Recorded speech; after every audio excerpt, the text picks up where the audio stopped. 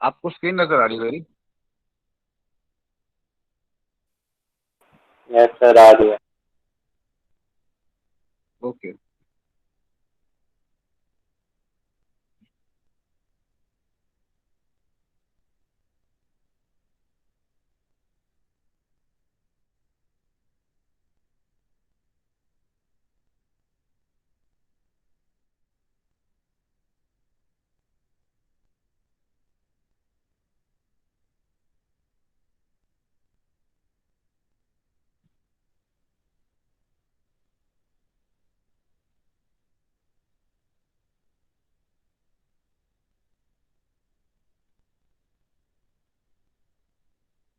Okay, तो attention ध्यान दीजिएगा सब लोग।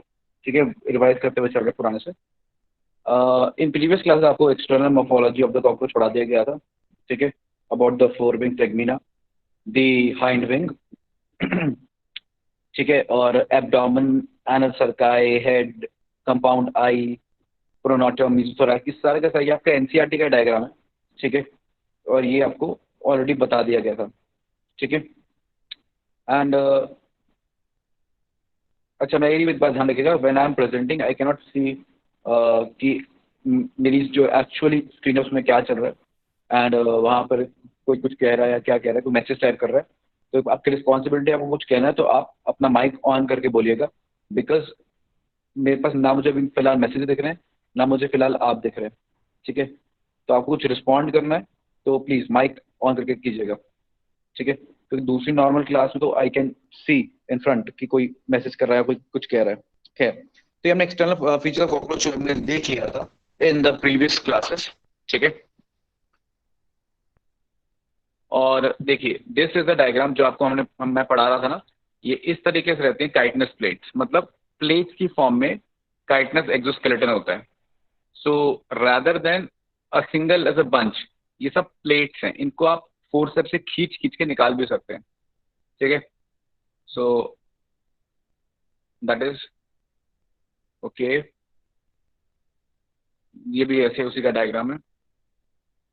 और ये डायग्राम क्या दिखा रहा है? ये डायग्राम दिखा रहा है कि किस तरीके से प्लेट्स अटैच्ड हैं, कि वेंट्रल स्टर्ना होता है, और डॉर्सल टर्जा होता है जिसको हम नॉटम भी बोलते हैं, और लेटरल में देयर इज प्लूरा। ठीक है, सो ये उस चीज का डायग्राम है। फिर आपको एलिमेंट्री कैनाल भी पढ़ा दिया गया था कॉकरोच का, कि there there is an alimentary canal of the cockroach, इस तरीके से नजर आता है। सिमिलर डायग्राम आपको बोर्ड पे बना के बता दिया गया था। ठीक है, ओके। मैं salivary glands, salivary reservoir, crop, gizzard, hepatic caeca, mesenteron, malpighian tubules, rectum, ये सब चीजें आपको ऑलरेडी बता दी गई हैं। देन ये दो डायग्राम्स भी आपको एनसीईआरटी के हैं, ये भी आपको बता दिए गए हैं पहले ही। ठीक है, कि this is the compound eye antennae, mandible, labrum, labium, maxilla, palps, और ये माउथ पार्ट का डायग्राम, लैब्रम, मैंडिबल, मैक्सिला। ठीक है, हाइपोफारिंक्स, मैक्सिला, लैबियम, मैक्सिला। ठीक है, these all have been already taught to you. Of course, just by diagram, these are actual images, so they are much clearer and give a better information. और ये भी वही उसी का डायग्राम है, mouth parts of the cockroach के। और ये डायग्राम बोर्ड पे नहीं बनाया गया, और ये एनसीईआरटी का नहीं है, ये एक जनरल इमेज है कि सामने से किस तरीके से कॉकरोच का हेड नजर आता है। ठीक है, तो सामने से कॉकरोच का हेड कैसे नजर आता है, ऊपर की तरफ एंटीने हैं, और फिर मैक्सिला है, बीच में लैब्रम है, पीछे की तरफ लेबियम है, उसके पैल्प है, साइड से मैक्सिला के पैल्प आ रहे हैं। तो ये जो साइड वाले पैल्प है बड़े बड़े, ये मैक्सिला के पैल्प है। फिर ये छोटे छोटे जो है ये लेबिया के पैल्प हैं। ठीक है, जो पीछे की तरफ है। ठीक है, देखिए आप पीछे का ये इसका उल्टा करें तो यहाँ से दिख रहा है, ये लेबिया है, इसके छोटे छोटे पैल्प्स हैं। ठीक है, लाइक दैट। ओके, बाकी ओके, ये रेस्पिरेटरी सिस्टम का पूरा डायग्राम है कि इस तरीके से ट्रैकल सिस्टम पूरे कॉकरोच के अंदर डिस्ट्रीब्यूटेड है। ठीक है ना, ट्रकिया है, ट्रकियोल्स हैं एंड स्पाइरकल्स हैं, this all has been illustrated in this diagram. ठीक है, इसमें कुछ स्पाइरकल्स एब्डोमिनल स्पाइरकल्स हैं, ठीक है ना, कुछ थोरासिक स्पाइरकल्स हैं। थोरासिक स्पाइरकल्स दो होते हैं, एब्डोमिनल स्पाइरकल्स 8 पेयर के होते हैं। ठीक है, and that is the distribution of the tracheal system. पूरा system well developed to compensate for the poorly developed circulatory system, कि ऑक्सीजन को कोने कोने तक पहुंचाने के लिए पूरी बॉडी में पूरा नेटवर्क है ट्रैकियल सिस्टम का। और ये डायग्राम भी आपको बना के बताया था एक तरीके से कि ये ट्रकिया है और यहाँ से ऑक्सीजन जाती है और फिर इसके बहुत सारे ट्रैक्यूल्स बन जाते हैं, ब्रांचेस आ जाती हैं और फिर ऑक्सीजन डिफ्यूज कर जाती है। तो ये उसका एक एक्चुअल डायग्राम है। ठीक है, और ये जो रिंग्स हैं ट्रैकिया के रिंग्स, जिसे हम टेनिडिए बुलाते हैं, यहाँ पे टेनिडिए नाम लेबल नहीं किया गया, कोई बात नहीं, मैंने आपको बताया था इनको हम टेनिडिए बुलाते हैं। ठीक है, ओके। तो आज हम circulatory system of the cockroach के बारे में बात करने जा रहे हैं और एनसीईआरटी की डायग्राम्स उठाएं ताकि आपको एकदम क्लियर कट इन्फॉर्मेशन रहे। अब circulatory system of the cockroach के बारे में मैंने आपको पहले ही बताया था, ठीक है ना, कि circulatory system of the cockroach में ब्लड नहीं है, सॉरी ब्लड है, ठीक है ना, रेस्पिरेटरी पिगमेंट नहीं है। कोई रेस्पिरेटरी पिगमेंट कॉकरोच के ब्लड में नहीं रहती है। ठीक है, और इसलिए कॉकरोच का ब्लड येलोइश होता है या मिल्की सा होता है, जैसा कि आपका लिम्फ रहता है, इसलिए हम उसको हेमो लिम्फ बुलाते हैं। ठीक है ना, तो blood is lymph like, so we call it hemolymph. और आपको ये भी बता दिया था कि there is open circulatory system, और ब्लड खुला खुला घूम रहा है पूरी बॉडी में into open spaces known as sinuses. और आपको ये भी बता दिया गया था कि साइनसेस 3 रहते हैं। एक होता है एट दी वेंट्रल साइड, जहाँ पर नर्वस सिस्टम है, उसे बोलते हैं पेरीन्यूरल साइनस। एक बीचों बीच होता है जहाँ पे विसरल ऑर्गन्स हैं, उसको बोलते हैं पेराई विसरल साइनस। और एक साइनस होता है इंपॉर्टेंट वाला जो हमें पढ़ना है, जहाँ पे हार्ट रहता है, उसे बोलते हैं पेराई कार्डियल साइनस। ठीक है, अब इस डायग्राम को अगर हम ध्यान से देखें, एनसीईआरटी का डायग्राम है, तो इसमें आपको ये देखिए, ये हार्ट नजर आ रहा है, दीज आर दी हार्ट। अब देखा जाए तो ये एक्चुअल के अंदर ये एक सिंगल ट्यूब है, it is a single tube, actually it's a single tube. ठीक है ना, जहां से ब्लड साइड से एंटर कर सकता है, the blood can enter from the sides like this, तो blood can enter from the sides. है तो सिंगल ट्यूब, लेकिन ये सिंगल ट्यूब डिवाइडेड है 13 चैम्बर्स के अंदर। So there are chambers of heart and they are how much, they are 13 chambers of the heart. तो 13 chambers में ये डिवाइडेड होता है, साइड से खुला रहता है ताकि ब्लड एंटर कर सके, और नीचे से ऊपर की तरफ पिचकता है। It contracts from the posterior to anterior end. तो जो ब्लड फ्लो करता है वो इस डायरेक्शन में फ्लो करता है, that is from the posterior end to the anterior end. तो पोस्टीरियर टू एंटीरियर इस तरीके से ब्लड फ्लो करेगा, बिकॉज ये नीचे से ऊपर क्या करता है, कॉन्ट्रैक्ट करता है। Clear point. अब साइड से जो ब्लड एंटर आया, दो चीजें हैं, एक कॉकरोच की बॉडी में ब्लड मूव करना नीचे से ऊपर, एक तो ये, उस चीज के लिए कौन रिस्पॉन्सिबल है, उस चीज के लिए हार्ट की अपनी मसल्स रिस्पॉन्सिबल है।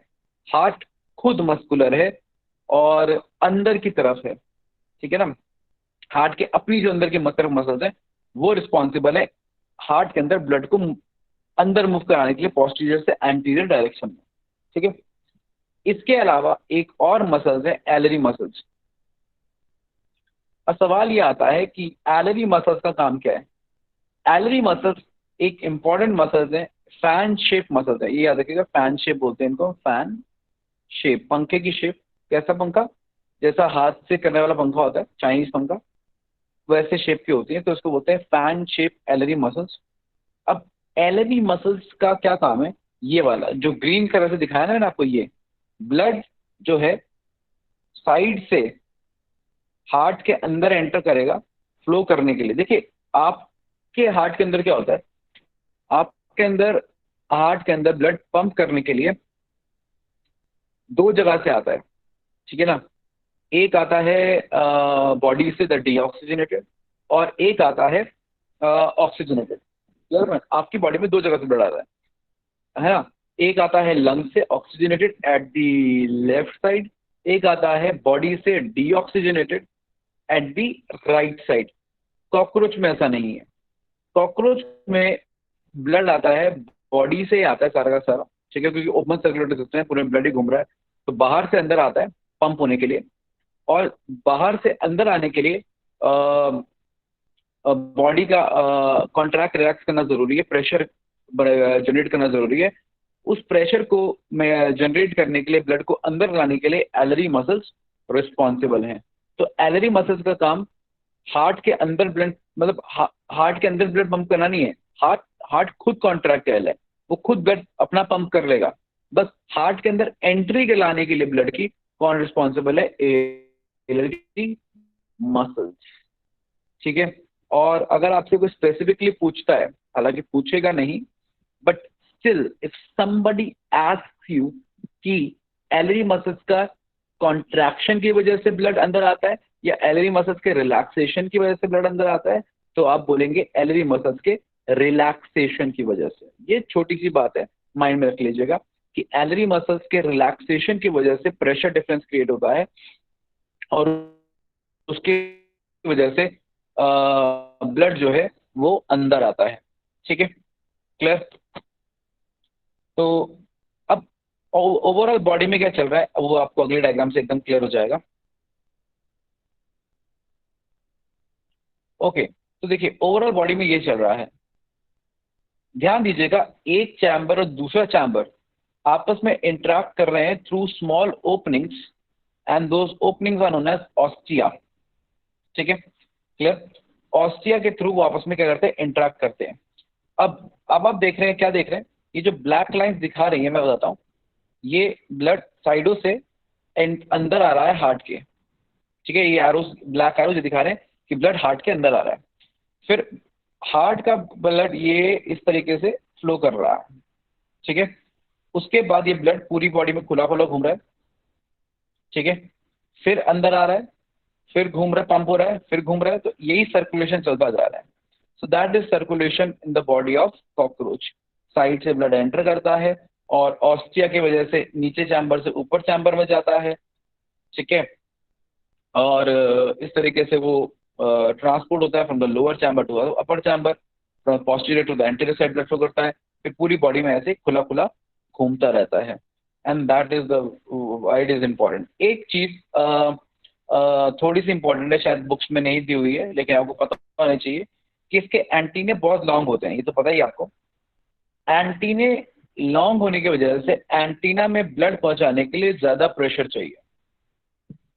अब वो ज्यादा प्रेशर जो चाहिए एंटीना में ब्लड पहुंचाने के लिए, उसके लिए इसके हेड साइनस में, मतलब कि सर की जो ओपनिंग स्पेसेस हैं, वहां पर स्पेशल कॉन्ट्रैक्टाइल स्ट्रक्चर्स रहते हैं जो ब्लड को उसके हेड से एंटीने तक पंप करेंगे। सिर्फ हार्ट की फोर्स कैपेबल इनफ नहीं है कि वो ब्लड को पंप कर सके। तो ब्लड को ओवरऑल पंप करने के लिए रिस्पॉन्सिबल और क्या होगा? रिस्पॉन्सिबल होगा ब्लड को ओवरऑल पंप करने के लिए what else would be responsible? what else is responsible is the contractile structures present in the head of the cockroach, ठीक है। ओके, तो आगे बात करते हैं।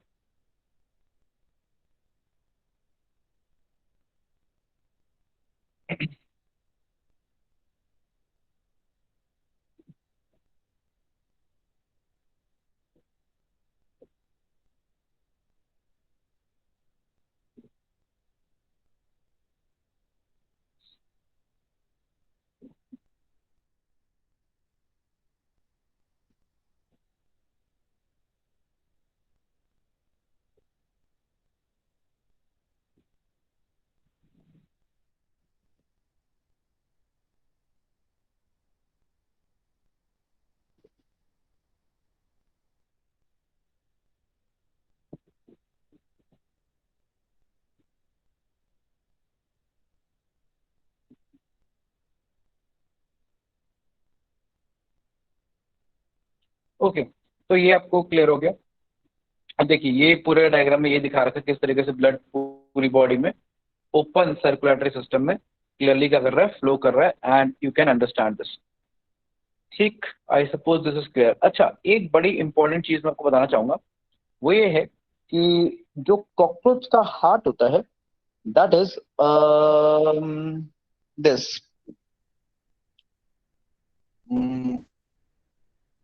Neurogenic heart. कॉकरोच का किसी भी इनवर्टिब्रेट का जो हार्ट होगा वो हमेशा न्यूरोजेनिक होगा। अच्छा, can anybody tell me a difference between a neurogenic heart and a myogenic heart?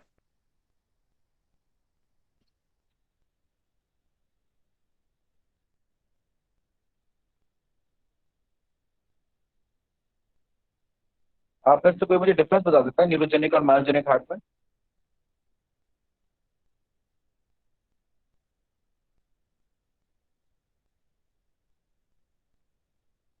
Class, neurogenic and myogenic heart, anybody, any idea? myogenic invertebrates rhythmic क्या होता है बेटा मायोजेनिक में, स्वामी? invertebrates you can see sir myogenic heart. Invertebrates myogenic heart. No, what exactly is myogenic then? rhythmic myogenic अपने आप contract और relax करता है। मायोजेनिक में एक्सटर्नल स्टिमुलेशन की जरूरत नहीं होती। न्यूरोजेनिक के लिए इम्पल्स, बेटा नर्व वन इम्पल्स वन को वन इनिशिएट करता पर्सन एट अ टाइम, आप एक जना ही माइक अपना ओपन कीजिए एक टाइम पे, वरना फिर बहुत डिस्टरबेंस होती है। हाँ स्वामी, आप माइक बंद कर लो बेटा, आपकी बात समझ में आ गई। शिवम कुछ कह रहा था, शिवम दोबारा माइक ओपन करो और बताओ। स्वामी माइक बंद करो। सर मायोजेनिक में एक्सटर्नल हाँ शिवम। स्टिमुलेशन की जरूरत नहीं होती, हेल्थ खुद कैपेबिलिटी रखता है कॉन्ट्रैक्ट करने की। न्यूरोजेनिक में नर्व इम्पल्स की जरूरत पड़ेगी। ओके, अच्छा काजल आप क्या कह रहे थे? सर वही कह रहे थे कि न्यूरोजेनिक में इनिशिएशन के लिए नर्व इम्पल्स नीड होता है और वो उसको नहीं, वो अपने आप कॉन्ट्रैक्शन और रिलैक्सेशन में कर लेता है खुद, किसी एक्सटर्नल के लिए जरूरत नहीं होती है। यस, तो एकदम काजल और शिवम ने दोनों ने एकदम एग्जैक्ट सही बात बताई है। ठीक है, ये बात एकदम सब लोग ध्यान से सुनेंगे। देखिए जो मायोजेनिक हार्ट होता है, पहले मैं आपको मायोजेनिक के बारे में बताता हूँ। आपका हार्ट मायोजेनिक है, वर्टिब्रेट्स की प्रॉपर्टी है heart is myogenic. Genic, generating, myo, muscle, muscle is generating its own impulse. आपके हार्ट में एक एस ए नोड होता है, sino arterial node. Sino arterial node कुछ मसल फाइबर्स हैं, ऑटोरिथमिक फाइबर्स बोलते हैं उनको। ये ऑटोरिथमिक फाइबर्स कहाँ प्रेजेंट है? एट द राइट एट्रियम में प्रेजेंट होते हैं। ठीक है ना? अच्छा, करते क्या है, ये इम्पल्स जनरेट करते हैं, जनरेट करते हैं, उससे हार्ट खुद कॉन्ट्रैक्टाइल होता है। सर आपने किस फाइबर का नाम बताया है, एक बार दोबारा रिपीट कर दीजिए। बेटा autorhythmic, self rhythmic. Okay okay sir, खुद का रिदम खुद बनाने वाला। या ओके, तो अब क्या है ना, अब वहां पे इम्पल्स जनरेट हुआ और वो पूरे में सर्कुलेट करेगा। ठीक है, जब सर्कुलेट कर गया फिर ऑटोमेटिकली अगला रिदम, फिर अगला रिदम, फिर अगला रिदम। ठीक है ना? तो ऐसे वो 1 मिनट के अंदर 72 रिदम्स जनरेट करते हैं, जिसकी वजह से हार्ट 72 टाइम्स बीट करता है। अच्छा, इसीलिए आपके ब्रेन को ना बार बार उसको बताने की जरूरत नहीं है कि हार्ट तुझे बीट करना है। Got it? इसलिए आप कभी भूल नहीं सकते कि मुझे धड़कन, मतलब कि हार्ट को बीट भी कराना था। क्यों? Brain can never forget because brain is not responsible. ठीक है ना? तो brain is not saying your heart to beat, heart is beating by itself. ठीक है, इसीलिए अगर मैं ह्यूमन हार्ट को बॉडी से बाहर भी निकाल लूं, और this is hypothetical but it is true, अगर मैं ह्यूमन हार्ट को बॉडी से बाहर निकाल लूं तो वो बीट करता रहेगा, और वो करता भी रहता है कुछ टाइम के लिए, और वो इनफाइनाइटली बीट कर सकता है, वो सारी जिंदगी बीट कर सकता है। अगर अब वो बीट करना रोक के बंद हो जाता है, क्योंकि ब्लड आना उतना बंद हो जाता है, उसको उतनी ऑक्सीजन मिलना बंद हो जाती है, टॉक्सिसिटी बढ़ जाती है, ठीक है ना। इस वजह से वो हार्ट बीट करना बंद हो जाता है। लेकिन अगर आप उसके अंदर उसको वो कंडीशंस देते रहें, उसे उतना ब्लड देते रहे, उतने टिश्यूज को ऑक्सीजन देते रहे, जैसा बॉडी के अंदर एनवायरमेंट रहता है वैसा अगर आप मेंटेन करा दें, तो आप एक हार्ट को कंटिन्यूसली बीट करवा सकते हैं, ठीक है ना। सो आपका जो ब्रेन है that is actually not responsible for beating of your heart, because it is अपने आप में वो एक जो हार्ट है इट इज मायोजेनिक, उसकी मसल्स खुद उसको बीट करवाती रहती है। Now there is a second concept. तो अगला सवाल ये आता है कि क्या ब्रेन का कोई रोल नहीं है आपके हार्ट में? यस, रोल है। मान लेते हैं कि कभी आपके हार्ट को 72 से ज्यादा बार बीट करना है, 90 टाइम्स बीट करना है, 80 टाइम्स बीट करना है, और जब हार्ट रेट बढ़ जाता है उसे बोलते हैं टैकाइकार्डिया। टैकाइकार्डिया मतलब हार्ट रेट का क्विक हो जाना, ठीक है ना। टैकाइकार्डिया CACHY, ठीक है। तो टैकाइकार्डिया के लिए हार्ट रेट काफी ज्यादा बढ़ाना होता है। जैसे कि फॉर एग्जांपल, जैसा कि आपको फ्लाइट एंड फाइट में होता है, ठीक है ना, कभी आप लड़ने लगे या आप भाग रहे हो या पीछे कोई कुत्ता पड़ गया, तो उन सब केसेस के अंदर हार्ट रेट को बहुत तेज बढ़ जाता है, और उसमें ब्रेन का रोल है। क्यों? ब्रेन कुछ न्यूरोट्रांसमीटर रिलीज करेगा, एड्रिनल ग्लैंड को स्टिमुलेट करेगा, है ना। तो हाइपोथैलेमस भी इसमें रोल प्ले कर रहा है, एड्रिनल ग्लैंड भी रोल प्ले कर रहा है, और आपको पता है कि hypothalamus is the part of brain which controls the nerve, the endocrine system also.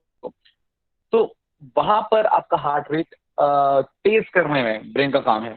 हाँ, स्लो करना है तो ब्रेन का काम है। स्लो आपका ब्रेन कर सकता है, तेज आपका ब्रेन कर सकता है, लेकिन उसके जो नॉर्मल बीटिंग अगर जिंदगी भर चलती रहे, कोई उसे तेज ना करना हो, धीरे ना करना हो, तो फिर ब्रेन का कोई रोल नहीं है। और हालांकि कभी ऐसा होता नहीं है, कभी आपको तेज करनी होती है बीटिंग, कभी धीरे करनी होती है, डिपेंडिंग ऑन बॉडी में ब्लड कितना है, और बॉडी में CO2 कितना है, बॉडी में ऑक्सीजन कितना है, रिक्वायरमेंट के हिसाब से आपको कंटिन्यूसली तेज और धीरे करनी रहती है। इसलिए नर्वस सिस्टम टांग अड़ाता रहता है, इंटरफेयर करता रहता है।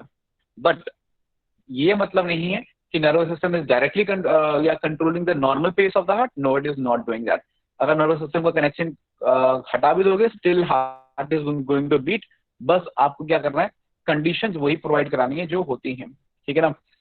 और बल्कि फ्रॉग के एक्सपेरिमेंट, कुछ कई एक्सपेरिमेंट्स भी ऐसे किए जाते हैं, फ्रॉग का हार्ट बाहर निकाल के उसकी उसकी उसकी बीटिंग को निकालने के बाद उसकी बीटिंग को नोट किया जाता है। तो there are some experiments which are done like that. अच्छा, तो ये हो गया myogenic. Okay, now what is neurogenic? अब न्यूरोजेनिक इसके एकदम अपोजिट हो जाता है। न्यूरोजेनिक में क्या है कि हार्ट की जो बीटिंग है वो नर्वस सिस्टम कंट्रोल करता है। नर्व से इंपल्स आएगी, कोई ऐसे नोड नहीं है, कोई साइनो आर्टेरियल नोड नहीं है, ठीक है ना। तो इससे नर्व से, न्यूरॉन से, ब्रेन से इंपल्स आएगी, ब्रेन से इंपल्स आएगी, उसे पिन करेगी, उसे स्टिमुलेट करेगी, हार्ट बीट करेगा। ब्रेन से इंपल्स फिर आएगी, फिर बीट करेगा। मतलब हर थोड़ी देर में जब हार्ट ने बीट करना है तो ब्रेन से इंपल्स का आना बहुत ज्यादा जरूरी है। अब इसीलिए अगर हम एक इन्वर्टिब्रेट का हार्ट बॉडी से बाहर निकाल लें या उसके नर्वस सिस्टम से उसका कनेक्शन तोड़ दें, तो फिर वो हार्ट बीट नहीं करेगा, ठीक है। So that is the difference between the neurogenic heart, where generation is dependent on the neural system, and the myogenic heart. तो किसी को अगर कोई डाउट है, कोई समस्या है तो बताइए।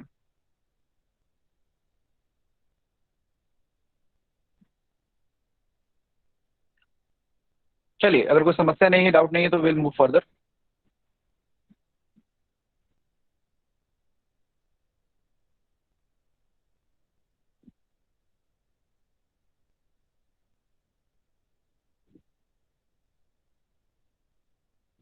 ओके, तो this is again a diagram of your heart only, ठीक है ना, आई मीन कॉकरोच हार्ट। ये कॉकरोच के हार्ट के चैम्बर्स हो गए, ठीक है, और ये बीच में ऑस्टिया हो गए, ठीक है, जिससे कम्युनिकेट कर रहा है। और ostia have valves, auricular valve, ventricular valve, कोई नहीं पूछेगा क्योंकि कहीं नहीं दिया एनसीईआरटी में।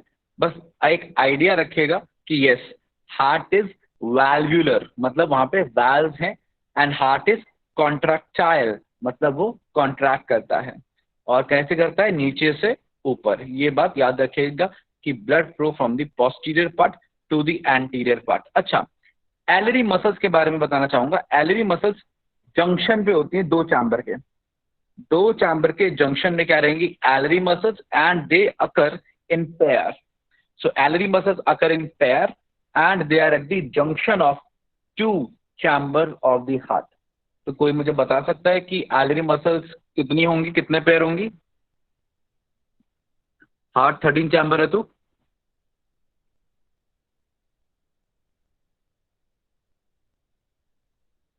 Repeat your question. if heart of cockroach is 13 chambered, then how many pair of alveolar muscles would be there? 6. 6 pair। बेटा 12 पेयर। मैंने बोला ना जंक्शन पे पेयर है ना, जंक्शन पे there is a pair at junction. Okay, क्योंकि junction के ऊपर पेयर है, तो इसका मतलब हो गया 13 चैम्बर है तो जंक्शन उसमें 12 होंगी, ठीक है ना। तो 12 जॉइंट्स होंगे, 12 जंक्शंस होंगी, तो 12 जंक्शंस होंगी तो 12 pair of alary muscles. So it's quite easy to remember. अच्छा, ध्यान रखिएगा, हार्ट एक ट्यूब है, तो ऊपर से खुली हुई है, नीचे से बंद है। दिस शुड बी रिमेंबर्ड कि posterior to anterior blood flow कर रहा है, ब्लड ने बाहर जाना है ऊपर की तरफ से, तो ऊपर वाला पार्ट ओपन है, नीचे वाला पार्ट क्या है? क्लोज है। ऐसा नहीं कि पूरी दोनों तरफ से खुली ट्यूब है, नहीं, इट इज अ ट्यूब, नीचे से बंद, ऊपर से खुली। तो 13 चैम्बर एकदम बंद है और फर्स्ट चैम्बर ऊपर से खुला हुआ है, ठीक है, ताकि ब्लड बाहर जा सके। Okay, so that is all about the circulatory system of the cockroach. And next what we are going to study is the nervous system of the cockroach.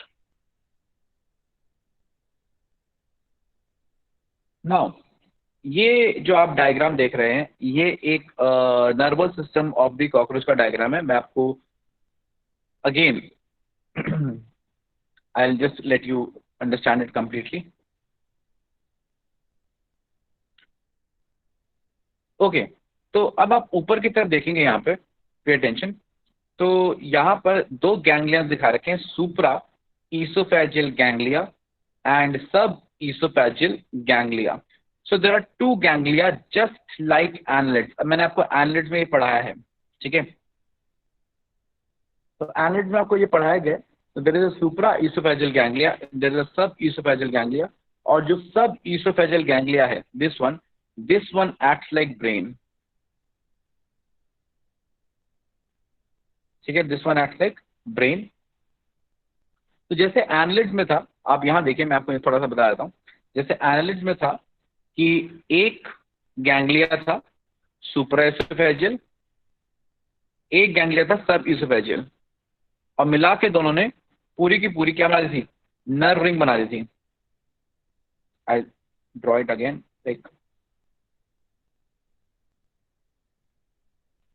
एक ganglia which is supra oesophageal, मतलब oesophagus वाले reason के ऊपर, superior to oesophageal reason.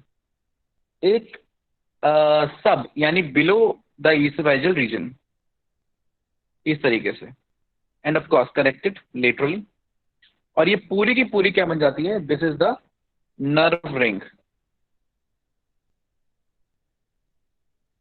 ये nerve ring बन जाती है। Okay okay, तो यही जैसे एनालिड्स में था, same kind of nervous system, बस एनालिड्स में क्या था? सुप्रा फैरेंजियल था, यहां पे क्या है? सुप्रा ईसोफेजियल। वहां पे क्या था? सब फैरेंजियल। यहां पे क्या है? सब ईसोफेजियल। वहां पे जो रिंग थी वो क्या थी, सरकम यानी अराउंड फैरेंजियल रिंग, है ना। यहाँ पे क्या है, सरकम अराउंड ईसोफेगस, ईसोफेजियल रिंग, तो सरकम ईसोफेजियल रिंग है यहाँ पे, वहां पे क्या थी, circum pharyngeal ring. So that is the only difference. देखिए आप ये समझ सकते हैं, देखिए यहाँ लिखा भी हुआ है सरकम ईसोफेजियल कॉमिशनर लिखा हुआ है, खैर वो तो कनेक्टिव है, ऐसे ही सरकम ईसोफेजियल रिंग भी बोल देते हैं, ठीक है। अच्छा, उसके बाद नेक्स्ट क्या हो रहा है, उसके बाद नेक्स्ट वही सेप्टल गैंग्लिया है। प्रोथोरैसिक में गैंग्लिया है, मीजोथोरैसिक में है, मेटाथोरैसिक में है, फर्स्ट एब्डोमिनल है, सेकंड एब्डोमिनल है, थर्ड एब्डोमिनल है, फोर्थ एब्डोमिनल है, फिफ्थ एब्डोमिनल नहीं है, फिर सिक्स्थ एब्डोमिनल है और सेवेंथ एब्डोमिनल है। तो I will repeat it for you, वापस से बताता हूँ मैं, एक पूरा फ्री खाली पेज देख के पूरा बता देता हूँ, पे टेंशन है। ये लेट्स से समझिएगा, जैसे ये आ गई रिंग, ये हो गई नर्व रिंग हो गई कॉकरोच की, ठीक है। फिर नर्व रिंग के बाद जैसे एनालिट्स में था, double ventral solid nerve cord, ventral side में दो और सॉलिड दो है, वेंट्रल साइड में और सॉलिड के हैं नर्व कॉर्ड, तो ये होगी नर्व कॉर्ड, ओके। अच्छा, उसके बाद सेप्टल गैंग्लिया, हर सेप्टा में देयर आर गैंग्लियास,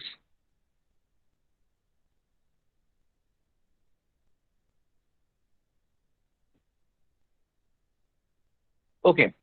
अब कॉन्सेप्ट क्या है, ओके, और इन गैंग्लिया से फिर पूरी बॉडी में नर्व जा रही है, पूरी बॉडी में क्या जा रही है, नर्व जा रही है।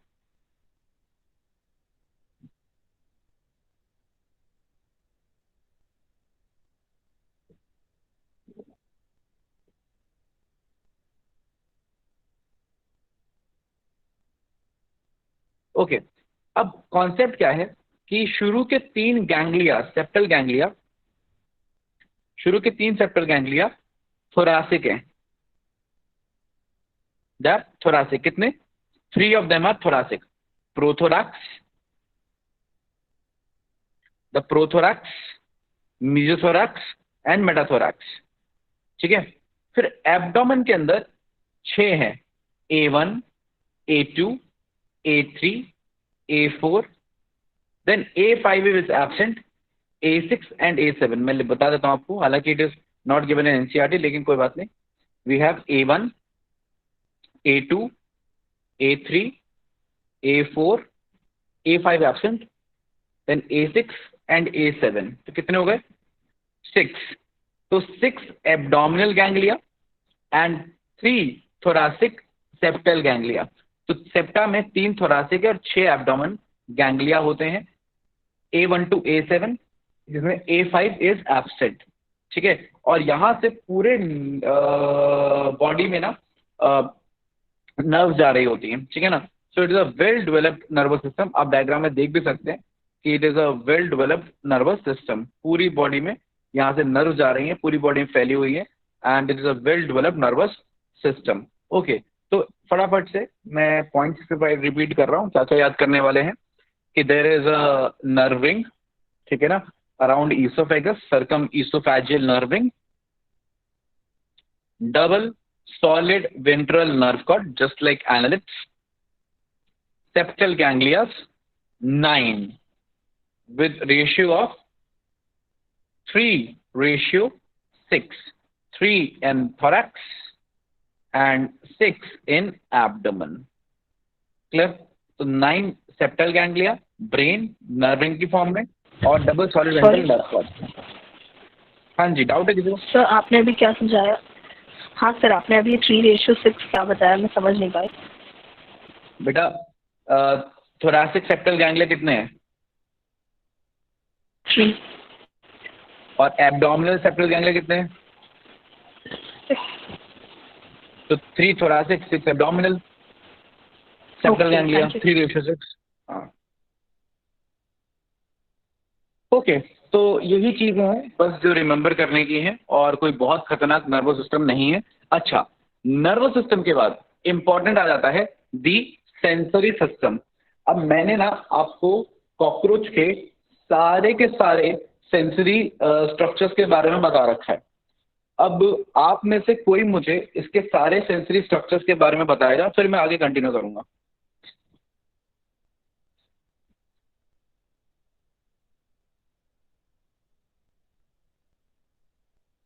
I want somebody to explain me the different kind of sensory structures जो मैंने आपको कभी कुछ बताए हूँ कि ये वाली सेंसेशन के लिए रिस्पॉन्सिबल है, ये वाली सेंसेशन के लिए रिस्पॉन्सिबल है।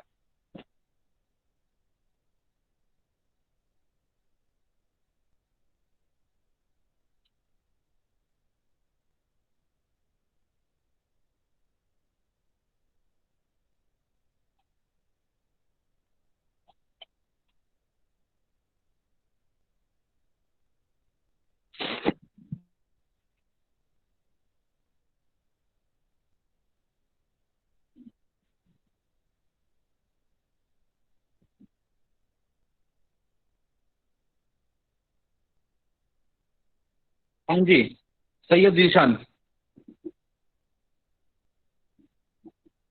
आवाज आ रही है जीशान साहब?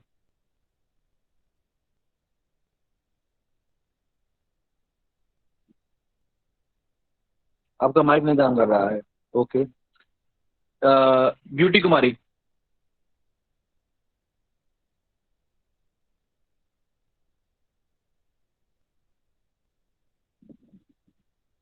यस। काजल अग्रवाल।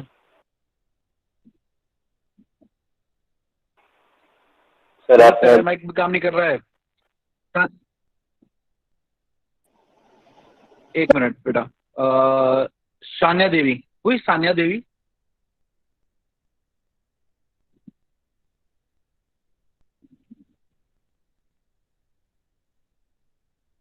सान्या देवी बेटा, आवाज आ रही है आपको?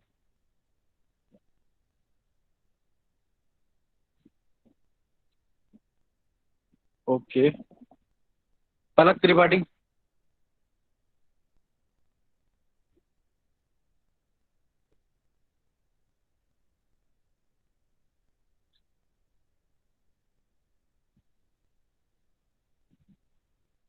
अच्छा ठीक है, आप में से ये क्या नाम है इसका, काजल अग्रवाल, शिवानी पाल और शिवम पांचाल, इन तीनों को छोड़ के आप में से कोई ऐसा है जो इसका माइक चल रहा हो जो मुझसे बात कर पाए?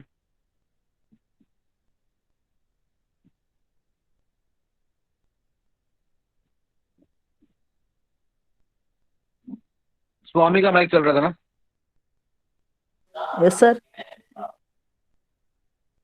तो जब मैं पूछ रहा हूँ कि आप में से कोई ऐसा है इन तीन के अलावा जिसका माइक चल रहा हो, तो तुम ये सर क्यों नहीं बोलते हो Swami? Sir once again repeat question sir. Nothing. Now answer few of my questions, okay? The first one goes like this. Okay. What does the antenna do? What does antenna do? Antenna. Antenna. Are you hearing first time the word antenna of cockroach, Swami? No sir. No sir. Already I heard. I already studied. No. What does it do? Sir, sensory appendages on the heads of insects. Yeah. What kind of sensory? That's what I'm asking. I know it's sensory. Mm. Response. The transmit or receive radio or television signal. I'm asking about cockroach, Swami. Cockroach. I'm not talking about the antenna of your TV or the antenna of your radio. Do you think I'm a physics teacher? Are we talking about radio waves and other magnetic waves? No sir. Once sensory sir. Sensory. What kind of sense? I told you when I taught about the this antenna of the cockroaches, I told you, I described its function. What kind of sensor it is? Have you jotted down some notes? Yes sir. Neurogenic, myogenic. Swami, just close your mic.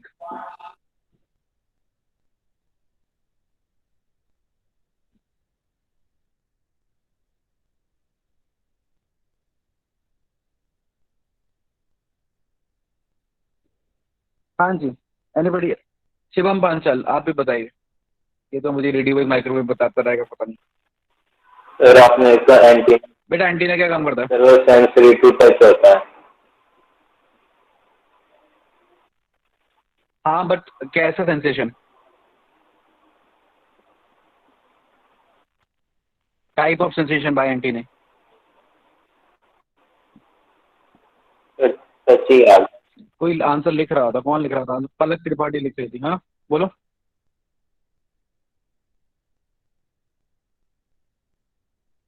All factory and tactile correct है। देखिए all factory that is smell sensitive and tactile that is touch sensitive होता है antennae of the cockroach. ठीक है। हाँ काजल अग्रवाल, अगला question again तुमसे, ये तुम्हारा माइक भी चल रहा है, आंसर में इनवर्बल। Yes sir. नेक्स्ट इज हाँ next is simple eyes. Sir क्या पिंपलाइज? एक बार फिर से बोल। Eyes are pimple. Simple simple. अच्छा सिंपल। बेटा अगर सिंपल आइज। इम्पल अगर तुम्हें इम्पल भी समझ में आ गया तो जस्ट वेट अ मिनट, अगर तुम्हें इम्पल भी अगर तुमको सुनाई दे गया तो इतना थोड़ा सोच लो ना कि पिंपल तो आई सर तो होता मुझे नहीं है, सिंपल होता है तो पिंपलाइज इम्पल। सुनाई दिया, पिंपलाइज्ड। अच्छा pimplized, I don't know what is pimplized. I simple also don't eyes. No. हाँ तो ओसेलस। सिंपल आई जो है मतलब एक सेकंड, सिंपल आई का नहीं, सिंपल आई का क्या क्या बताया था? करेगी सिंपल आई? सर आपने बताया था कि इसमें जो सिंपल आईज होती है मतलब वो बहुत ही ज्यादा विजिबल में उनकी आईज जो होती है बहुत ही अच्छी होती है, बहुत ही अच्छा विजिबल उनका रेंज होता है, मतलब काफी अच्छा वो देख सकते हैं, कुछ ऐसा आपने बताया था। अच्छा Shivani answer me one more question. ठीक है, एक minute yes Shivani, sir. Answer me one more question. हाँ tell yes me sir. Some tell me some good way to kill myself. Yes sir. Tell me a good way to kill myself. Tell me a good way to kill myself. या So your question is this, so please repeat your question again. ये आप लोग mic बंद कर दीजिए, because पता है आई I seriously feel है कि मैं किसको क्या पढ़ा रहा हूँ, मैं इतना चिल्ला चिल्ला के थक जाता हूँ। मैं तुम्हें बताता हूँ, आई क्लियरली टेल यू, मैंने आप सब लोगों को एकदम क्लियरली बोला था। ठीक है, पता नहीं आप कहाँ सुन रहे होते हैं, अगर नहीं समझ में आता दोबारा पूछ लिया कीजिए, मैंने आपको पूछने के लिए कभी मना नहीं किया है। मैं आपके सिंपल से सिंपल क्वेश्चन का भी आंसर देने के लिए तैयार रहता हूँ। आपको क्लियरली बोला था इसके पास दो आईज होती हैं, सिंपल एंड कंपाउंड। कंपाउंड तो आईज इमेज सिंपल आई बनाएंगे, जो है लाइट को फोकस करती है और simple eyes are compound just image बनाती है। They are just they are just photosensitive. बोला था मैंने, ये बात बोली थी क्लास में, नहीं बोली थी कि simple eyes are photosensitive whereas they do not make an image, whereas only and only compound eyes are responsible for making images. ये बात किसी को याद है मैंने क्लास में बताई थी?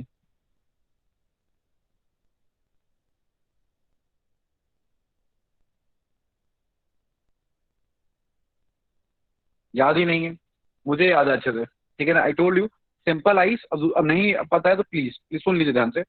Simple eyes ooceless are for only and only photosensitive, light sensitive.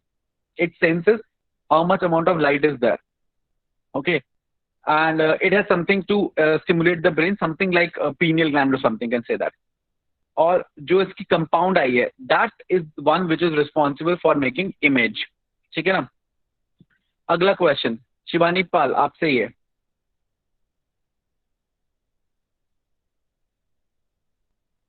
Yes sir.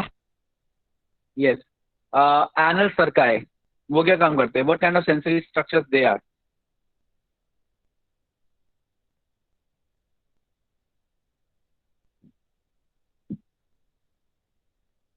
Anal circus, anal cerci, ये भी शायद मैंने बताया था ना क्लास में। Yes sir. हाँ मैंने सिर्फ ये काजल अग्रवाल और शिवम के कान में जाके बोला था उस दिन क्लास में कि बेटा सुनो ध्यान से, सिर्फ तुम दोनों को बता रहा हूँ कि दे आर वाइब्रेशन सेंसिटिव। क्या ऐसा है क्या मैं दो दो तीन स्टूडेंट्स के कान में जाके चीजें बोल देता हूँ और बाकी लोग like are completely oblivious to all whatever is happening in the class? पढ़ाई हुई चीजें ना, आई डोंट लाइक पढ़ाई हुई चीजें नहीं, दो तीन बार बोल रहा हूँ। मैंने बताऊँ क्या एग्जैक्टली क्या स्टेटमेंट बोली थी? मैंने एग्जैक्टली स्टेटमेंट बोली थी कि एनल सर्कस होता है, एक को सर्कस बोलते हैं, दो को सरकाए बोलते हैं। तो वन एनल सर्कस पेयर में anal cerci, they are vibration sensitive. आपका कान भी वाइब्रेशन सेंसिटिव होता है। इसका मतलब आप कह सकते हैं कि कॉकरोच अपने पोस्टीरियर एंड से सुन रहा है।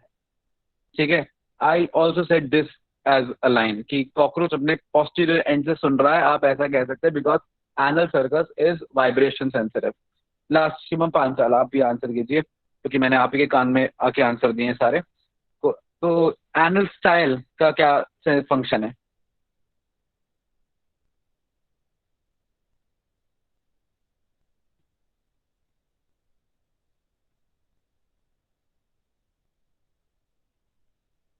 और anybody else can also answer. Sir anal reproduction style and style okay, anal style are touch sensitive, ठीक है ना। और एनल स्टाइल सिर्फ मेल्स के पास होंगे, only mails have pair of anal styles, ठीक है ना, विच आर टच यानी अगेन टैक्टाइल सेंसिटिव। ठीक है, last one, labial and maxillary palps.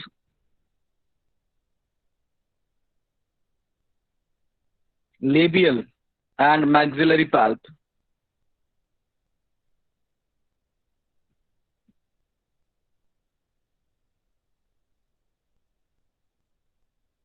Palps, mouth parts पे जो पैड्स होते हैं उनका क्या काम होगा ये भी बताया था।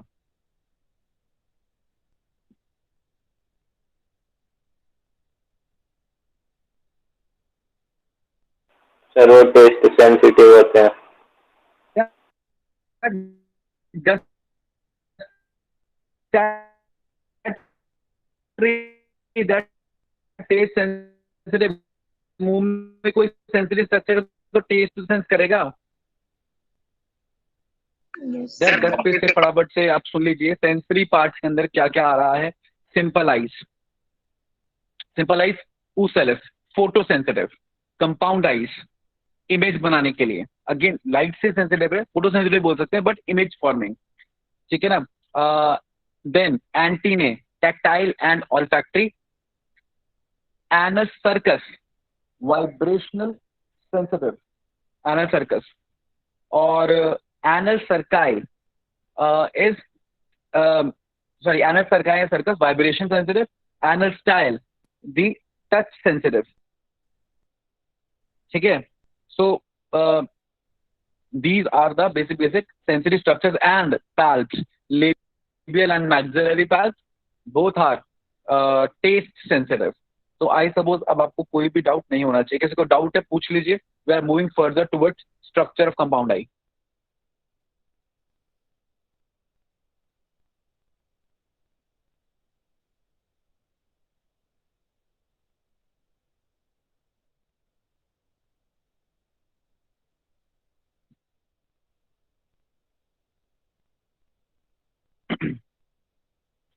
So repeat once more. Okay, I'll repeat it very quickly for you,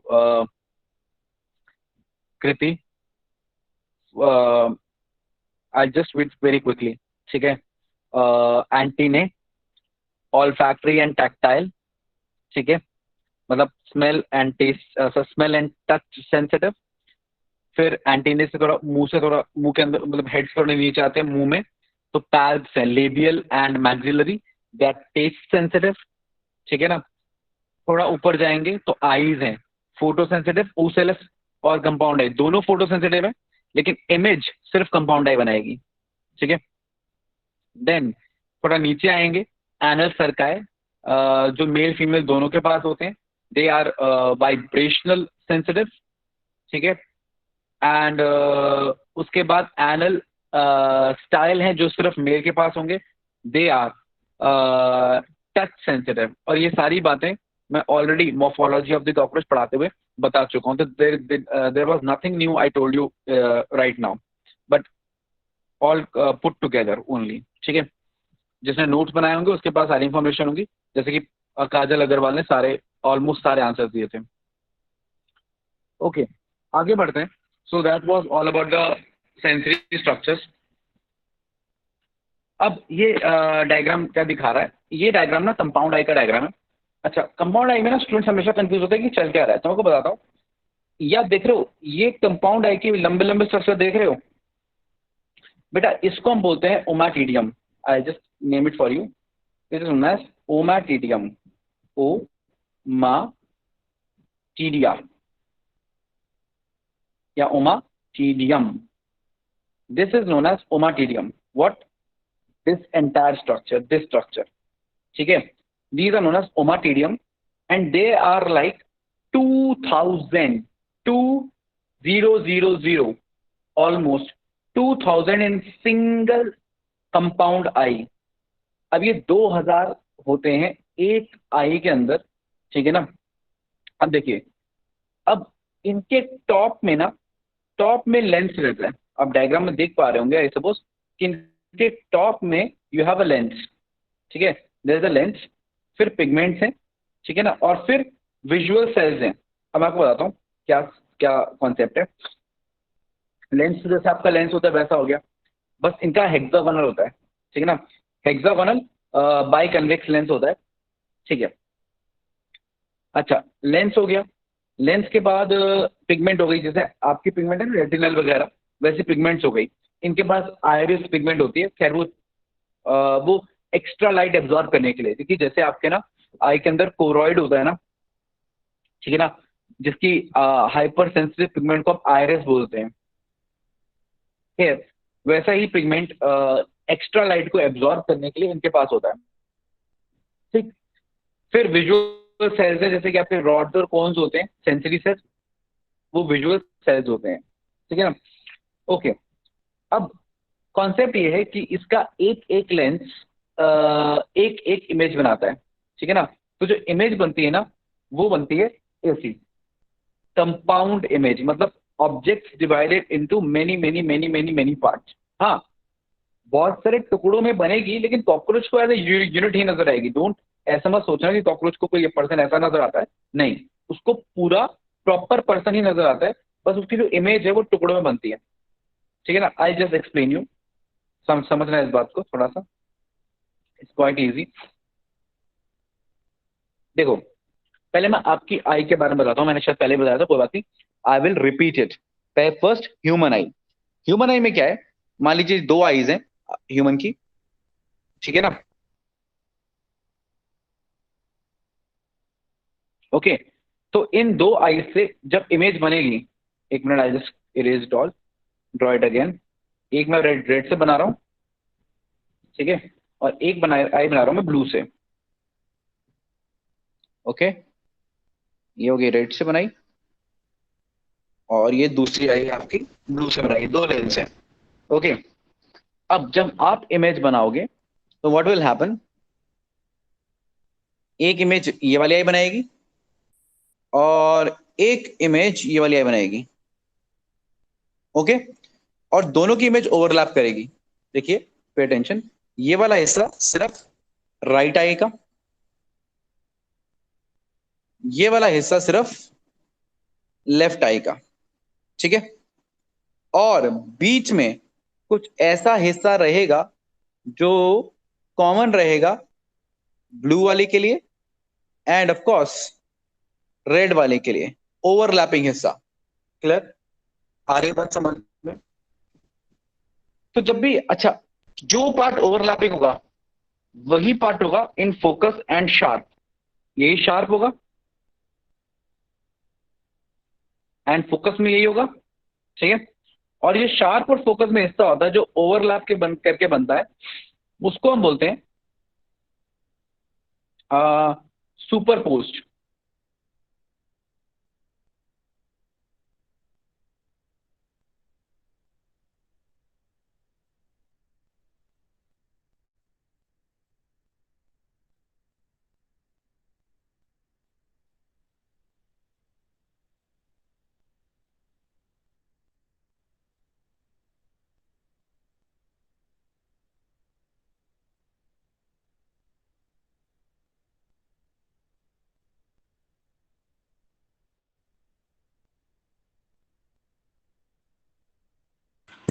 sir ने लीव कर दिया क्योंकि उनका फोन ऑफ हो गया, बैटरी लो थी उनकी। मैं सोच रही थी मैं बता दूं, लेकिन हाँ सही कह रही हो। जब स्क्रीन प्रेजेंट कर रहे थे तभी दिख रहा था 15% battery, battery low.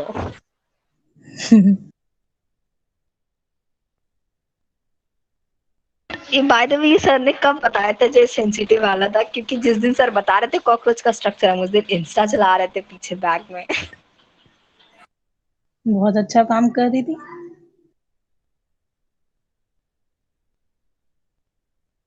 Oh thank you. पता नहीं कौन कह रहा था, हम तो इंस्टा ऐसे ही बनाए हैं। अरे ऐसे ही बनाया तो मतलब चलाना भी तो चाहिए।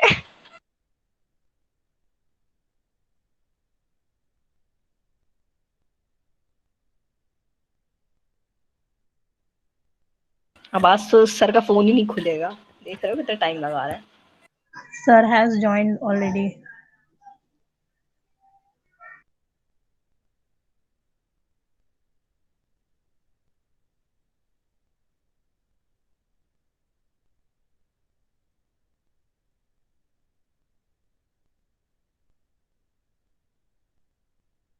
हाँ देखा, सर ने ज्वाइन नहीं किया है। डराया मत करो काजोल।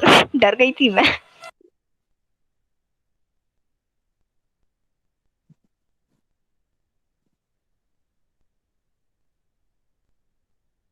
हाँ सर ने ज्वाइन कर लिया। Okay thank you.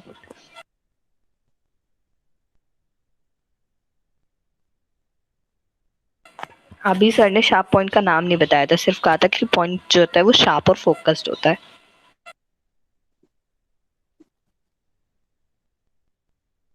Okay class, तो हम यहाँ बात कर रहे थे, पे अटेंशन।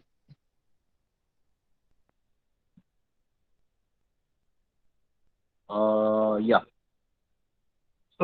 तो मैं आपको ये बता रहा था कि आपकी मान लीजिए राइट आई है, द ब्लू वन, एंड ये वाली है left I the red one. तो आपने जब इमेज बनाई आपकी आई की, तो एक बनाएगी ये राइट वाली आई, राइट, और एक बनाएगी लेफ्ट वाली आई, अगेन राइट, ठीक है। तो जब अब दो तरीके की इमेज बनेगी, इनकी अपनी इंडिपेंडेंट, ठीक है, और एक सुपर इम्पोज्ड। और जो सुपर इम्पोज्ड होगी वो शार्प होगी, राइट। अच्छा, जो जो साइड में इंडिविजुअल बनी है, ठीक है ना, वो कैसी रहेगी? उसको हम बोलते हैं एक सेकेंड, अपोजिशन इमेज, ठीक है ना। जैसे ये सुपर इम्पोज है, उसको बोलते हैं, आई will just right it down for you, उसको बोलेंगे ए पोजीशन। क्या प्रॉब्लम है इसको?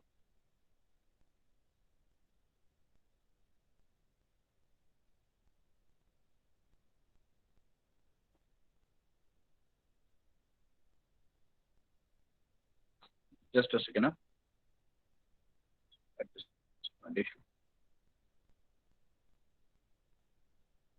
Classes phone sir.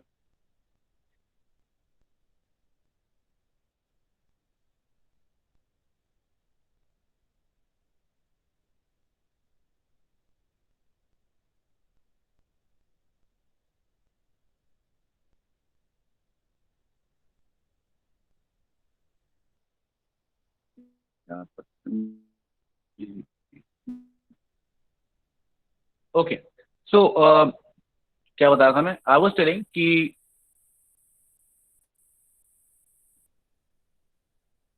ओके, तो मैं बता रहा था कि अब ये जो इंडिपेंडेंट इमेज है ना, इंडिपेंडेंट वाली, उसको बोलते हैं हम apposition. I write down, it is a position, A position.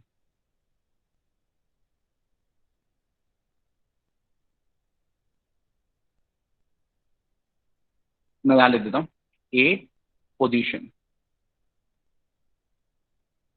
Okay, सो दो पार्ट है इमेज के, ये वाला इंडिविजुअल वाला एपोजिशन, और आप ऐसा बोल सकते हैं सुपर इम्पोजिशन या सुपर पोजिशन। तो सुपर पोजिशन दोनों की कॉमन वाली, और इंडिपेंडेंट वाली एपोजिशन। अच्छा, ये है हमारी आइज के कॉन्टेक्स्ट में, ठीक है। कॉकरोच की आइज के कॉन्टेक्स्ट में सारी की सारी जो इमेज बनती है, सारे के सारे जो टुकड़े हैं, जैसे कि हमारे अंदर तो दो लेंस काम कर रहे हैं ना एक साथ, कॉकरोच में और एक आई में तो एक ही है। कॉकरोच में 2000 लेंस हैं, लेकिन उन 2000 के 2000 लेंस की जितनी भी इमेजेस रहती हैं वो सारी की सारी अपने आप में एकदम इंडिविजुअल रहती हैं। मतलब कि for example I just let you know, I have a blank page here, yes.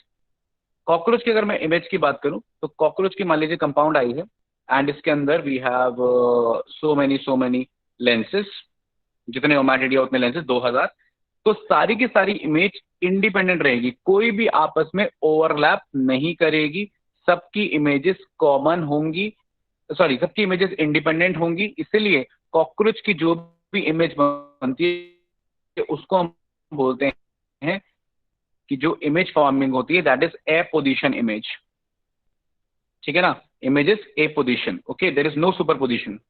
अच्छा, दूसरी चीज क्या है जो इमेज बनती है दैट इज मोज़ैक इमेज। कैसी? मोज़ैक।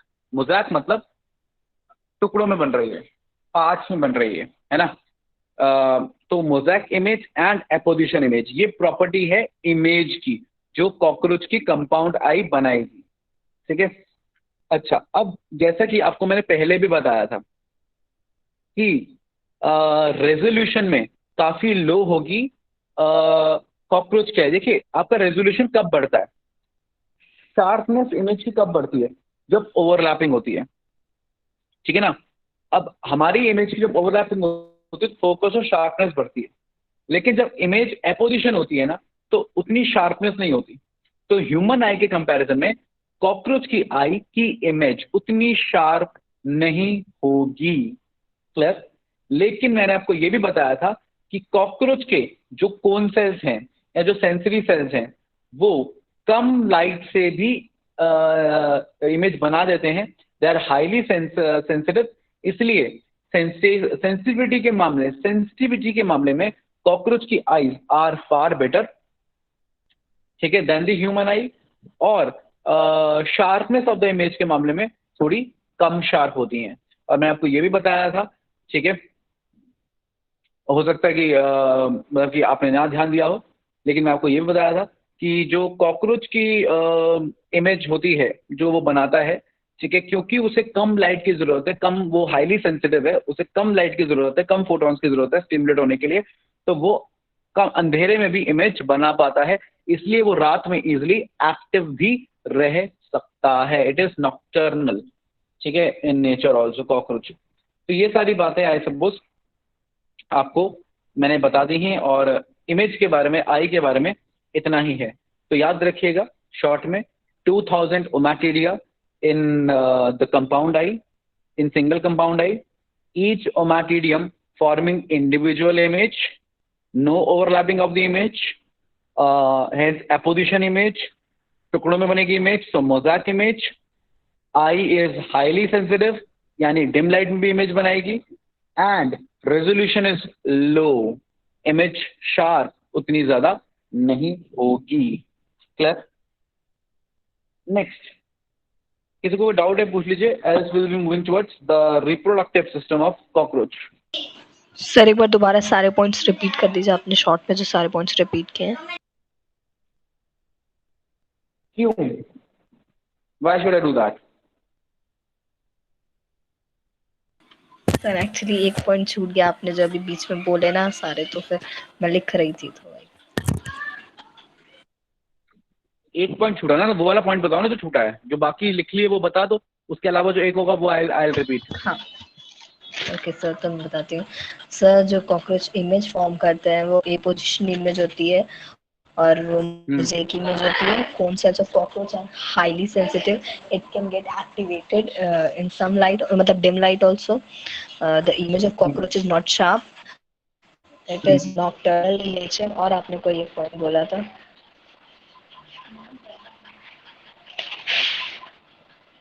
और in 2000 ommatidia are present in one eye, one single compound। हाँ, और इतना ही है, इतना ही है, और कोई पॉइंट है नहीं, यही है। Okay sir. और सर आपने बताया था हेक्सागोनल बाई कॉनकेव या कॉन्वेक्स, आपने क्या बोला था? कॉन्वेक्स होता है शायद, जैसे आपने बोला था। lenses are mostly convex only for like focusing. Okay. ठीक है। कॉन्केव लेंस की इमेज ना आगे बनती है, if you know, I suppose physics के हिसाब से। कॉन्वेक्स लेंस कन्वर्जिंग होता है, पता है वही सर। मेनली इमेज बनाएगा। ओके, वही मैं कह रही थी सर, कॉन्वेक्स लेंस। ओके, हाँ कॉन्वेक्स। ओके, तो आगे बात करते हैं। ठीक है। Okay, this is the diagram of reproductive system of cockroach. ठीक है। एंड अब रिप्रोडक्टिव सिस्टम ऑफ कॉकरोच के बारे में बात करते हैं। ठीक है। जैसे कि आप देख सकते हैं, देखिए रिप्रोडक्टिव सिस्टम में क्या रहेगा।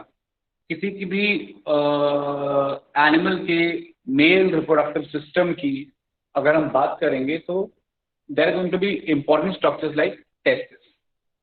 ठीक है। और टेस्टिस को जो पार्ट स्पर्म रिलीज कर रहा होगा, जो जनरली पीनस रहता है, उससे कनेक्ट करने वाले स्ट्रक्चर को हम वासा डिफरेंस कहते हैं। ठीक है। टेस्टिस होते हैं, वासा डिफरेंशिया होते हैं। हर एक रिप्रोडक्टिव सिस्टम की खास बात है। फिर कुछ अदर ग्लैंड्स रहते हैं जो सीमेन को या स्पर्म को न्यूट्रिशन देते हैं। ये तीसरा पॉइंट हर रिप्रोडक्टिव सिस्टम के साथ कॉमन है। तो एक कॉकरोच में बात करते हैं। कॉकरोच के डायग्राम को अगर आप ध्यान से देखेंगे, रिप्रोडक्टिव सिस्टम के डायग्राम को, तो पहले आप ये देखिए, ऊपर की तरफ जो आप ये स्ट्रक्चर देख रहे हो ना, ये दिस स्ट्रक्चर इज टेस्टिस। ठीक है। I just mark it this one. ठीक है ना। तो ये जो मैंने ऑरेंज से सर्कल किया है, दिस इज टेस्टिस। एंड आप देख सकते हैं ये टेस्टिस है, ये पेयर में है, इट इज 1 and 1। ठीक है, पेयर में। अगर आप और ध्यान से देखें तो ये टेस्टिस की लोकेशन फिक्स रहती है। It's 4, 5 and 6 abdominal segments. देखिए मैंने कहा था आपसे कि नंबरिंग हम हमेशा एब्डोमिनल सेगमेंट्स को ही देते हैं। नंबरिंग हमेशा एब्डोमिनल सेगमेंट्स की ही रहती है। तो 4, 5, 6 का मतलब 4th, 5th and 6th abdominal segments में टेस्टिस रहेंगी। ठीक है। ओके, और स्ट्रक्चर देखते हैं। फिर यहां पर आप आइए, पे अटेंशन है this.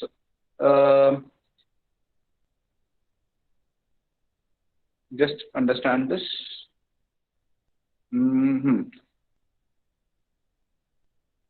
Pay attention to this. This is ejaculatory duct. अब ये इजैकुलेटरी डक्ट क्या है? This duct is responsible for the release of sperms. तो इजैकुलेटरी डक्ट जो है, ठीक है, it is responsible for the release of the sperms. तो स्पर्म्स जो है उसको रिलीज करने के लिए जो रिस्पॉन्सिबल है वो इजैकुलेटरी डक्ट है। तो स्पर्म यहां से आते हुए ये यहां से ऊपर से आए और नीचे क्या जाएंगे, रिलीज हो जाएंगे। अब स्पर्म यहाँ पे रिलीज होने के लिए, स्पर्म्स यहाँ पे बाहर रिलीज होने के लिए इनके पास, इजैकुलेटरी डक्ट के पास स्पर्म आने भी तो चाहिए। और स्पर्म बनेंगे कहाँ? टेस्टिस में। रिलीज किससे हो रहे हैं? इजैकुलेटरी डक्ट से हो रहे हैं। तो इसको कनेक्ट करना पड़ेगा टेस्टिस से। तो टेस्टिस इजैकुलेटरी डक्ट को कनेक्ट करती है थ्रू दिस ट्यूब, जिसको हम वासा डेफरेंस कहते हैं। जैसे कि हमेशा कहते आए हैं, वासा डेफरेंस, सॉरी वासा डेफरेंशिया या वास डेफरेंस। तो vas deferens or vasa deferentia is the tube which connects the testis to ejaculatory duct, और इजैकुलेटरी डक्ट स्पर्म को बाहर रिलीज कर देता है। ठीक है। अच्छा, इतना सा नहीं है, और भी इंपॉर्टेंट है। अब इसके कुछ एक्सेसरी ग्लैंड्स हैं जो स्पर्म्स को न्यूट्रिशन दे रहे हैं और स्पर्म के पैकेट्स बना रहे हैं। पहले न्यूट्रिशन के बारे में बात करते हैं। तो कुछ और ग्लैंड्स भी हैं। सबसे पहले आप ऊपर ये ग्लैंड देखिए, रेड कलर से मैं गोला कर रहा हूँ इसको। This is a mushroom gland. ठीक है ना। इसमें लॉन्ग टिब्यूल्स होते हैं, इसमें स्मॉल टिब्यूल्स होते हैं, लॉन्ग टिब्यूल्स होते हैं, स्मॉल टिब्यूल्स होते हैं। इसको बोलते हैं द मशरूम ग्लैंड, और scientifically known as, scientifically known as the utricular gland. ये ऊपर लेबल किया गया है। अब देखिए ये यहाँ पर, here you can see that it is labeled the utricular gland। तो यूट्रिकुलर ग्लैंड को प्यार से हम मशरूम ग्लैंड भी बुलाते हैं। और ये पहली बार जिक्र नहीं आ रहा यूट्रिकुलर ग्लैंड का। अगर आप मेरी क्लास में ध्यान से सुन रहे होंगे, ठीक है, और कभी आपने अगर आपने ध्यान से सुना होगा, तो जो यूट्रिकुलर ग्लैंड या जो मशरूम ग्लैंड रहता है, ठीक है, इसी के एक हिस्से को, इसी के लॉन्ग ट्यूब्यूल्स को मैंने बोला था यूरिकॉस ग्लैंड बुलाते हैं। और यूरिकॉस ग्लैंड मैंने आपको बताया था एक्सक्रीशन के लिए रिस्पॉन्सिबल है। It is the storage excretory organ. Yes, हाँ sir. जी, हाँ, Yes, यूरिकॉस ग्लैंड पता इज है. अ स्टोरेज, हाँ, it is a storage excretory organ, ठीक है, जो कि स्टोर करता है यूरिक एसिड को और रिलीज करता है ड्यूरिंग कॉप्यूलेशन, ये भी आपको बताया गया था, ठीक है। तो ये वही यूट्रिकुलर ग्लैंड है जिसका मैं जिक्र तब कर रहा था। और क्योंकि ये मेल रिप्रोडक्टिव सिस्टम का पार्ट है, इसीलिए यूरिकोस ग्लैंड, ठीक है ना, जो कि एक्सक्रीशन में कर रहा है, which is nothing but the long tubules of utricular gland, वो सिर्फ मेल की प्रॉपर्टी होगी क्योंकि ये मेल रिप्रोडक्टिव सिस्टम का पार्ट है। इसका काम क्या है? इसका काम है स्पर्म्स को न्यूट्रिशन देना। जो स्पर्म्स है उनको क्या देना? न्यूट्रिशन देना काम किसका है? यूट्रिकुलर ग्लैंड का काम होता है, यानी मशरूम ग्लैंड का काम होता है। अच्छा, यहाँ पे लेबल प्रॉपरली नहीं किए गए, बट यहाँ पर और भी दो स्ट्रक्चर्स रहते हैं, ठीक है, जो क्लियरली विजिबल नहीं होते डायग्राम के अंदर, लेकिन लेबल्ड है। सेमिनल वेसिकल, तो सेमिनल वेसिकल भी है, और जैसे कि हमेशा कहता आ रहा है, ये भी न्यूट्रिटिव सेक्रीशन देता है स्पर्म्स को। तो स्पर्म्स को न्यूट्रिटिव सेक्रीशन देने वाले दो स्ट्रक्चर्स हो गए, एक सेमिनल वेसिकल और दूसरा यूट्रिक्यूलर ग्लैंड। क्लियर? उसके अलावा तीसरा ग्लैंड जो आप रिप्रोडक्टिव सिस्टम में आप देखेंगे, उसको बोलते हैं दी फैलिक ग्लैंड, ठीक है ना। ओके, अब जो फैलस है, ठीक है ना, phallus, phallus is a scientific word for penis, ठीक है ना। तो फैलस ग्लैंड क्योंकि पीनस शेप का है, तो वहां से नाम आ रहा है फैलिस ग्लैंड, ठीक है ना। Clear point? तो फैलिक ग्लैंड, ठीक है ना। अच्छा, फंक्शन क्या है फैलिक ग्लैंड का, ठीक है ना। फैलिक ग्लैंड का जो फंक्शन है, ठीक है, वो ये होता है, आप ध्यान से समझिएगा। यहाँ पे मैं एक थोड़ा सा स्पेस लेके I just draw a simple diagram also for you. अब देखो, कॉन्सेप्ट ये है कि इजैकुलेटरी डक्ट खुल गया यहाँ पे आके लेक्चर, ये इजैकुलेटरी डक्ट खुल गया जो मैंने ब्लू से बनाया, वहां से बनाया इजैकुलेटरी डक्ट, ओके। इसके ठीक ऊपर साइड में एक एंगल पे खुल रहा होता है दी फैलिक डक्ट, मतलब फैलिक ग्लैंड अपनी सेक्रीशन फैलिक डक्ट के थ्रू देता है। ये रहा, this is phallic duct, okay. तो फैलिक डक्ट ग्रीन वाला, इजैकुलेटरी डक्ट ब्लू वाला। तो जब इजैकुलेटरी डक्ट स्पर्म रिलीज करेगा, क्या रिलीज करेगा? स्पर्म्स रिलीज करेगा। लेट्स से इसने स्पर्म्स रिलीज किए, ये स्पर्म्स है, तो फैलिक डक्ट अपनी सेक्रीशन देगा, और फैलिक डक्ट अपनी सेक्रीशन से स्पर्म के ऊपर एक कवरिंग बना देता है, आउटर कवरिंग बना देता है, और ये स्पर्म का पैकेट बन जाता है। क्या बन जाता है? स्पर्म का पैकेट बन जाता है, और इस स्पर्म के पैकेट को बोलते हैं स्पर्म कैरी करने वाला स्ट्रक्चर। अब कैरी करने वाला स्ट्रक्चर बायोलॉजी में जो टर्म यूज करते हैं वो करते हैं four, PHORE, four, gynecophore, anthidiophore, sporangiophore। Four मतलब बियरिंग, जो बियर करे, जो रखे, जो होल्ड करे, वो बियर, वो फोर। तो ये जो स्पर्म के पैकेट बन गए, इनका नाम क्या हो गया? स्पर्मेटोफोर।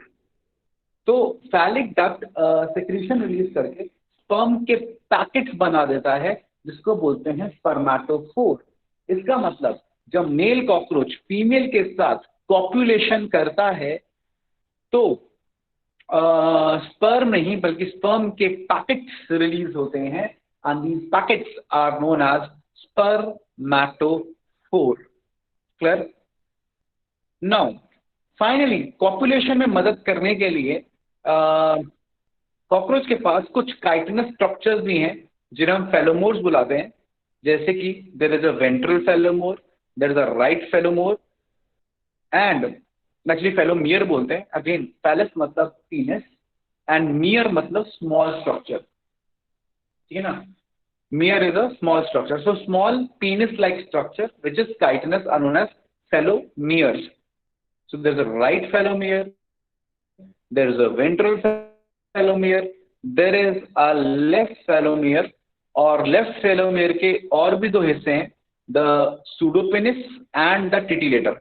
एनसीईआरटी के डायग्राम देखिएगा, उसमें सारी चीजें लेबल्ड हैं और उतना ज्यादा कोई सवाल नहीं पूछेगा आपसे. बस आपको आइडिया होना चाहिए कि कॉकरोच के पास लोअर रीजन में कुछ काइटिनस स्ट्रक्चर्स होते हैं, 3 होते हैं, राइट, लेफ्ट एंड वेंट्रल फेलोमोर्स, जो कॉपुलेशन में हेल्प करते हैं.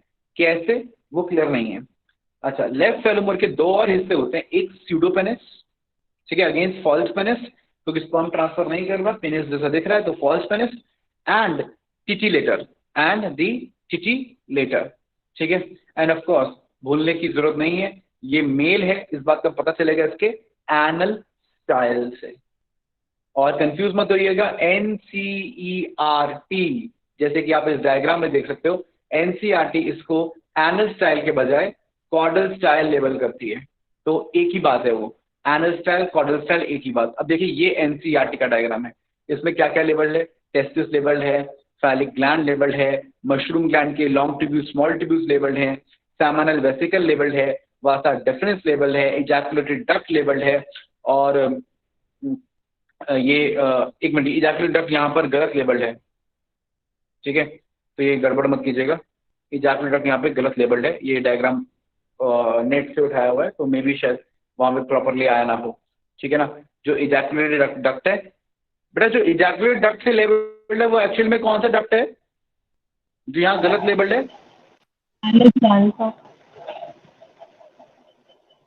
फैलिक डक्ट है ना, फैलिक ग्लैंड का फैलिक डक्ट है वो. और फिर इजैकुलेटरी डक्ट कौन सा हो जाएगा बेटा? इसके साथ वाला, ये वाला, okay, this is actually ejaculatory duct. हाँ, और जो इजैकुलेटरी डक्ट लेबल्ड है वो एक्चुअली कौन सा है? फैलिक डक्ट है, ठीक, ओके.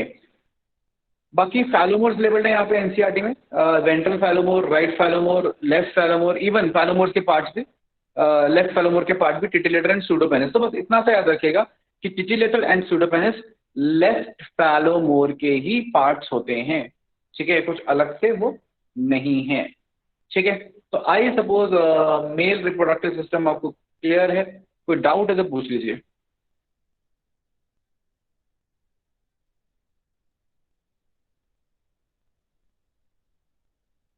सर आपने टिटिलेटर और स्यूडोपेनिस के बारे में क्या बताया था?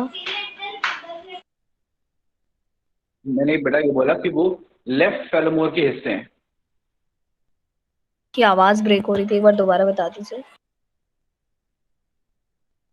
वो लेफ्ट फैलोमोर्स के पार्ट्स हैं, ये बताया. Okay, thank you sir. Okay, now in short, points to remember quickly, okay, Danny, for about 6 points to remember quickly. First point, how many testes? Pair. Where? 4, 5, 6. Okay. How many accessory and extra glands? 3. Phallic and seminal vesicle and the mushroom or utricular gland. Functions: utricular gland, seminal vesicle, nutrition, phallic gland, the outermost covering of the spermatophore. ठीक है. What else? Little phallic यानी penis like structures which are chitinous, known as phallomeres. How many? 3. Name them: right, left and ventral. What else? A pair of structure morphologically showing that this is a cockroach, that is anal style. Clear? इतने ही points आपको mail reproductive system of cockroach के बारे में clear होने चाहिए. किसी को कोई doubt? Sir function of phallic gland बता दीजिए एक बार. क्या बेटा? तो आपने मेल गोनोपोर बताया था. Function of phallic gland. one by one. एक मिनट रुकिए, I'll just come back to the meeting.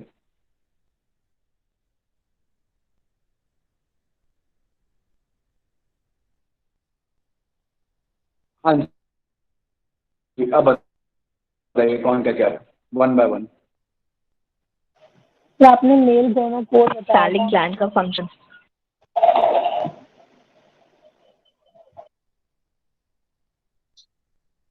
Kajal Agarwal first. हाँ जी, पहले यस काजल सर। बोल सर रही थी ना, आपने काजल मेल कंप्लीट। गोनोपोर जो समझाया नहीं तो थोड़ा सा एक बार फिर से बता देते। अच्छा, वो male yes gonopore. Sir. Male gonopore तो मैंने बात ही नहीं करी है अभी। आप कुछ समझा रहे थे गोनोपोर करके, बोला तो। नो, आई डिड नॉट से गोनोपोर। सर मेल गोनोपोर नहीं होता, मैंने मेल गोनोपोर नहीं बोला। मे बी मैंने अच्छा हाँ, वो अच्छा स्पर्मेटोफोर, कुछ आई sorry don't know, sorry sir. आपने स्पर्मेटोफोर बोला बेटा, गोनोपोर हाँ तो बोला ही यस। नहीं। हाँ। हम्म। हाँ जी, शिवानी, अब आप बताइए क्या कह रहे हैं। हाँ सर, आप फंक्शन ऑफ फैलिक ग्लैंड बताते हैं, पर दोबारा बता दीजिए। बेटा पहले मुझे बता कि स्टेप बाय स्टेप बता, होगा क्या, टेस्टिस से स्पर्म आएंगे, किसके थ्रू आएंगे।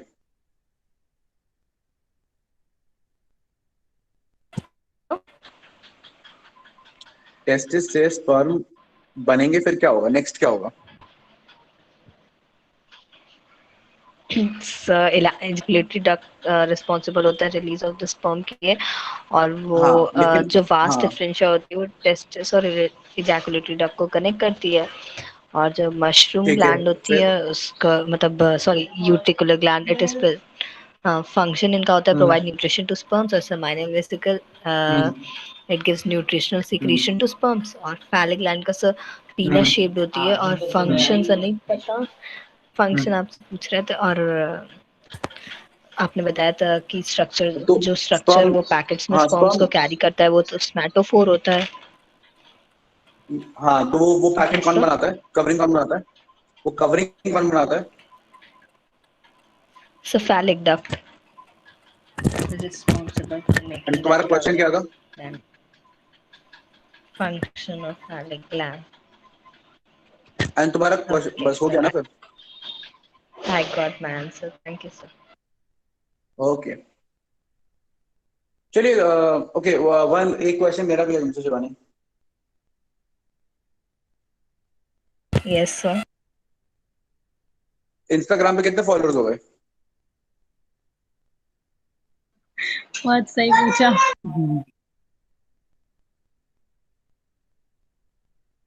शिवानी। Sorry, sir, लेकिन देखा, मैंने बोला था सर एडेड है। चलिए फिर, अगली बार हम बात करेंगे about the female reproductive system. आज बात करनी थी but we don't have that much of time. So next class में female reproductive really system and sorry. Mollusc, mollusc as a phylum करेंगे। नो, मुझे आप क्यों सॉरी बोल रहे हैं, या देखिए, मुझे आप सॉरी सॉरी मत बोलिए, इट्स नॉट फॉर मी। मैं आपके लिए क्लास ले रहा हूँ, आप जो मर्जी कीजिए, it's your choice. I mean you are grown ups. आप सुना कि 10 साल के बच्चा को बताया जाए कि क्या करना है। चलिए, will Yes, see sir. In the मुझे नेक्स्ट पता है क्लास। कि मुझे क्या करना। ठीक है, ठीक थैंक है, you sir. Will see in the next class, thank you very much. Thank you, sir.